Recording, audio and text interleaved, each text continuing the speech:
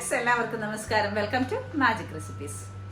എല്ലാവരും സുഖമായിരിക്കുന്നു എന്ന് വിശ്വസിക്കുന്നു. സേഫായിട്ടിരിക്കുക. പിന്നെ ഇപ്പോൾ മാങ്ങാക്കാലമൊക്കെ തുടങ്ങി. എല്ലാവരും പഴമാങ്ങ, ഉപ്പുമാങ്ങ, കടുമാങ്ങ, അച്ചാറുകൾ ഒക്കെ ഇട്ട് തുടങ്ങിയ ഒരു കാലഘട്ടമാണ്.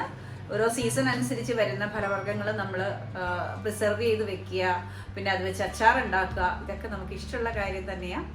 അപ്പം നമുക്ക് ഇന്ന് അതുപോലെ ഒരു ഡിഷിൻ്റെ കൂടെയാണ് നമ്മൾ പോകുന്നത്. അപ്പോൾ ഇന്ന് ഉണ്ടാക്കുന്നത് എന്താ വെച്ചാൽ മാങ്ങ അച്ചാർ. അത് മാങ്ങ തൊലി വെച്ചിട്ടുള്ള അച്ചാറാണ് ഉണ്ടാക്കുന്നത്. മാങ്ങ ഇതുപോലെ നല്ല ദശക്കട്ടിയുള്ള മാങ്ങ എടുക്കുക, ചെറുതായി കട്ട് ചെയ്ത ശേഷം അത് വെയിലത്ത് വെച്ച് ഉണക്കുക. ഒരാഴ്ച ഉപ്പ് ചേർത്ത് വെയിലത്ത് വെച്ച് ഉണക്കിയ ശേഷമാണ് നമ്മൾ അച്ചാറിടുന്നത്. ഞാനിത് ഒരാഴ്ചയ്ക്ക് മുമ്പ് തന്നെ എല്ലാം ഉണക്കി കറക്റ്റാക്കി വെച്ചിട്ടുണ്ട്. അച്ചാറാണ് നമ്മളിന്ന് ഉണ്ടാക്കാൻ പോകുന്നത്. കണ്ടോ, മാങ്ങാത്തൊലി കൊണ്ടുള്ള അച്ചാർ. അപ്പോൾ നമുക്കിത് ഉണ്ടാക്കാൻ പോയാലോ? അപ്പോൾ നമ്മൾ മാങ്ങ വെയിലത്ത് വെച്ച് ഉണക്കി എടുത്തിട്ടുണ്ട് 2 കിലോ അളവിൽ. മുളക് പൊടി എടുത്തിട്ടുണ്ട് 5 ടീസ്പൂൺ അളവിൽ. മഞ്ഞൾപ്പൊടി എടുത്തിരിക്കുന്നു 1/2 ടീസ്പൂൺ അളവിൽ. കടുക് 1/2 ടീസ്പൂൺ നമ്മളല്ലാതെ എടുത്തിട്ടുണ്ട്. 1 ടീസ്പൂൺ അളവിൽ പൊടിച്ചു എടുത്തിട്ടുണ്ട്. കായം എടുത്തിട്ടുണ്ട്. എണ്ണ, വിനാഗിരി. ഇത്രയാണ് നമ്മൾക്ക് വേണ്ടത്. നമ്മളിത് ചട്ടിയിലാണ് കേട്ടോ ഉണ്ടാക്കാൻ പോകുന്നത്. ഇതുപോലുള്ള അച്ചാറുകൾ ഉണ്ടാക്കുമ്പോൾ എപ്പോഴും ചട്ടിയോ അല്ലെങ്കിൽ ഇരുമ്പ് ചീനിച്ചട്ടിയോ ഉപയോഗിക്കാം. എണ്ണ ഒഴിച്ചു കൊടുക്കുകയാണ് നമ്മൾ ആദ്യം തന്നെ. 5 ടേബിൾ സ്പൂൺ അളവിലാണ് നമ്മൾ എണ്ണ ഒഴിച്ചു കൊടുത്തിരിക്കുന്നത്. എണ്ണ നല്ലപോലെ ചൂടായി വരുമ്പോഴേക്കും 1/2 ടീസ്പൂൺ അളവിൽ നമുക്ക് കടുക് ഇട്ട് പൊട്ടിക്കാം. ആദ്യം തന്നെ കടുക് 2 വിധം വേണം കേട്ടോ. ഒരു തണ്ട് കരിവേപ്പില ഇട്ട് കൊടുക്കാം. തീ കുറച്ച് വെച്ച ശേഷം നമുക്ക് മുളക് പൊടിയും മഞ്ഞൾപ്പൊടിയും കൂടി ചേർത്ത് കൊടുത്ത് ഒന്ന് മൂപ്പിച്ചെടുക്കാം.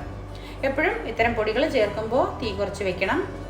ഉടനെ തന്നെ അതിലേക്ക് മാങ്ങ ചേർത്ത് കൊടുക്കാം. നമ്മളിവിടെ ഉണക്കി മാറ്റി വെച്ചിരിക്കുന്ന മാങ്ങ ചേർത്ത് കൊടുക്കാം.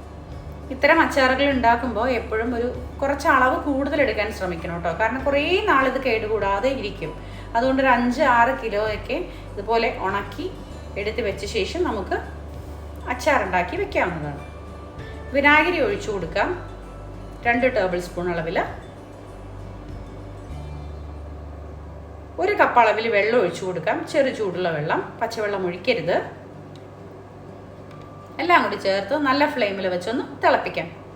നമ്മൾ മുളക് പൊടി ചേർക്കാൻ നേരത്ത് ഫ്ലെയിം കുറച്ച് വെച്ചിട്ടുണ്ടായിരുന്നു. ഇനി നമുക്ക് ഫ്ലെയിം കൂട്ടി കൊടുക്കാം. അതിനുശേഷം 3 പിഞ്ച് അളവിൽ കായം ഇട്ട് കൊടുക്കാം. കായപ്പൊടി, ഞാനിവിടെ കായപ്പൊടിയാണ് ഇടുന്നത്. കായം വറുത്ത് പൊടിച്ചിടുകയാണെങ്കിൽ അതാണ് ഏറ്റവും ബെസ്റ്റ്. നല്ലപോലെ മിക്സ് ചെയ്യാം. 2 മിനിറ്റ് നമുക്ക് നല്ലപോലെ ഒന്ന് തിളപ്പിക്കേണ്ടതുണ്ട്. ഇനി നമുക്ക് ഉലുവാപ്പൊടി ഒന്ന് ചേർത്ത് കൊടുക്കേണ്ടതുണ്ട്. ഞാനിവിടെ ഉലുവ വറുത്ത് പൊടിച്ച് വെച്ചിരിക്കുന്നതാണ്. അധികം മൂക്ക് വറുക്കാൻ പാടില്ല, മഞ്ഞ കളർ നഷ്ടപ്പെടും. അപ്പോൾ അതുകൊണ്ട് നല്ലപോലെ വറുത്ത് പൊടിച്ച് വെച്ച ഉലുവ ഉണ്ട്. അതൊരു 1 ടീസ്പൂൺ അളവിൽ ഇട്ട് കൊടുക്കാം. നേരത്തെ പറയാൻ വിട്ടുപോയി കേട്ടോ ഞാൻ. ഇനി നമുക്കൊന്ന് ഉപ്പ് നോക്കേണ്ടതുണ്ട്. ഉപ്പിൻ്റെ പാകം പോരാന്നുണ്ടെങ്കിൽ ഒന്നുകൂടെ കുറച്ച് ഉപ്പിട്ട് കൊടുക്കേണ്ടതുണ്ട്. അതിന് മുമ്പായിട്ട് തന്നെ നമ്മളിവിടെ എടുത്തു വച്ചിരിക്കുന്ന 1 ടീസ്പൂൺ അളവിലുള്ള കടുക് പൊടിച്ചത് അതും ചേർത്ത് കൊടുക്കാം.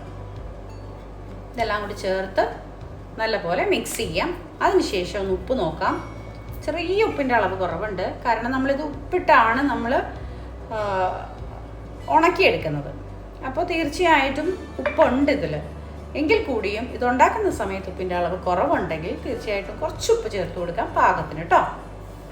വിനാഗിരിയും എണ്ണയും ചേർത്ത് നമ്മളിത് ഉണ്ടാക്കുന്നത് കൊണ്ട് തന്നെ കുറേ നാൾ നമുക്കിത് കേടുകൂടാതെ സൂക്ഷിക്കാൻ പറ്റും.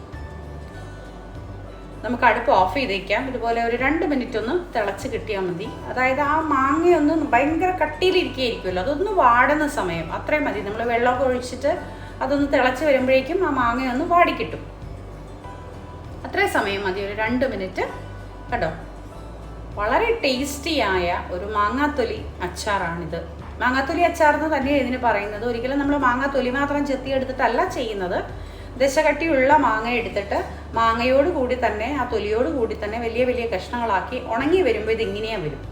അതിൻ്റെ തൊലി മാത്രമേ നമുക്ക് കാണാൻ പറ്റൂ. മാംസമൊക്കെ അതിങ്ങനെ ഉണങ്ങിപ്പോയിട്ടുണ്ടാവും. അതുകൊണ്ടാണ് അങ്ങനെ പറയുന്നത്.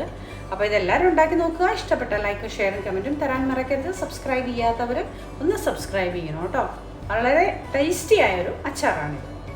അപ്പോൾ എല്ലാവർക്കും ഒരുപാട് സ്നേഹത്തോടെ താങ്ക് യു.